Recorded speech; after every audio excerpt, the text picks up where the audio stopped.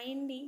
ఒక అమ్మ 9 నెలలు మోసి పురిటి నొప్పుల బాధ ఎంతో భరించి మనకు జన్మనిస్తుంది.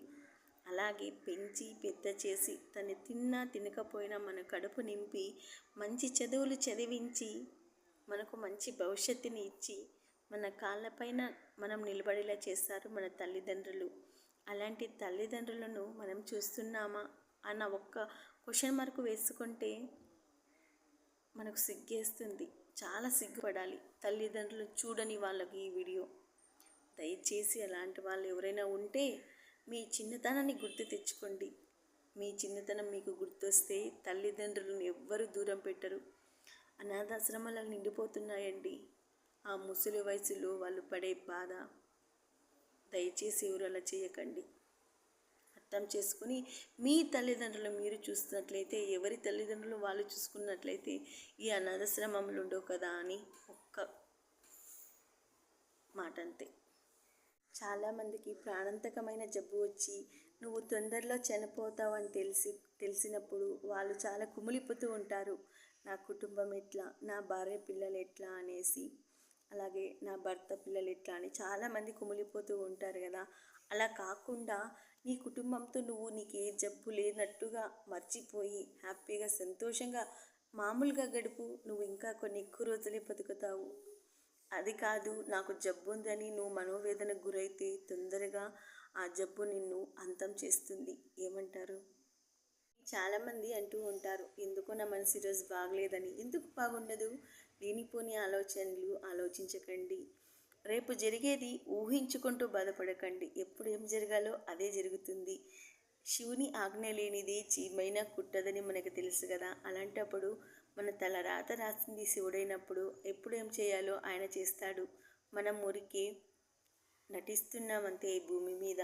ఏమంటారు మీరు? చాలామంది వాళ్ళకి నచ్చిన పని చేసేటప్పుడు అయ్యో ఎవరైనా ఏమన్నా అనుకుంటారేమో అని కొంచెం ఇబ్బంది పడుతూ ఉంటారు. అలాంటి వాళ్ళకి వీడియో, ఎవరు ఏమనుకున్నా నీకు నచ్చిందా చేసేసి. ఎందుకంటే లోకులు కాకులు గుచ్చుతూనే ఉంటారు, మనం ఎదుగుతుంటే తొక్కుతూనే ఉంటారు. వాళ్ళ కోసమా మనం ఆలోచించేది? అలాంటి వాళ్ళ కోసం ఆలోచించకండి. మన మనసుకి ఏది నచ్చితే, మనకు ఏది సంతోషం అనిపిస్తే, మనం ఏది చేస్తే బాగుంటామని మనకు అనిపిస్తే అది చేసేద్దాం. ఎవరి కోసమో, పక్క వాళ్ళ కోసమో, ఎదుటి వాళ్ళ కోసమో మనం ఆలోచించి కూర్చుంటే అక్కడే ఉండిపోతాం. ఏమంటారు? నచ్చినట్లయితే ఒక లైక్ చేయండి. అందుకే నమస్కారం. పూర్వము 100 ఏళ్ళు బతికేవాళ్ళు, ఇంకా ఎక్కువే బతికేవాళ్ళు.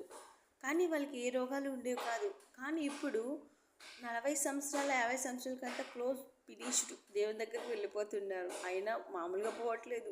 హార్ట్ అటాక్లు వచ్చి, గుండె జబ్బులు వచ్చి, కిడ్నీలు పోయి, షుగర్లు వచ్చి, బీపీలు పెరిగిపోయి ఇలా ఏదేదో వచ్చి చనిపోతున్నారు. చాలామంది అంటుంటారు, వీడికి షుగర్ వచ్చిందంటే ఓ జీన్స్ వల్ల వచ్చి ఉంటుంది, ఫాదర్కో మదర్కో ఉంటుంది, దాని జీన్స్ వల్ల వచ్చి ఉంటుంది. అని తక్కువ తోలేం కాదు.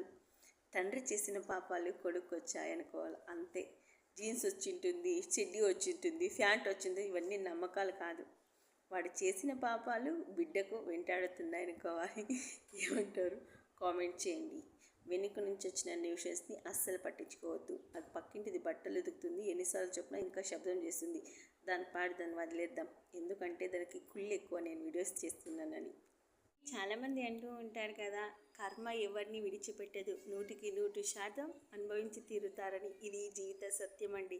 ఎందుకంటే చేసిన పాపాలు తెంపుకోవాలంటే కర్మ ఖచ్చితంగా అనుభవించాల్సిందే. కాబట్టి కౌంట్ డౌన్ స్టార్ట్ అయిపోయింది. కళ్ళారా చూస్తున్నాను. వాళ్ళు అనుభవించే బాధను నేను ఆస్వాదిస్తున్నాను. ఎందుకంటే నా బాధకు కారణమైన వాళ్ళు ఈరోజు వాళ్ళు కర్మ అనుభవిస్తున్నారంటే నాకు సంతోషమే కదా. ఏమంటారు?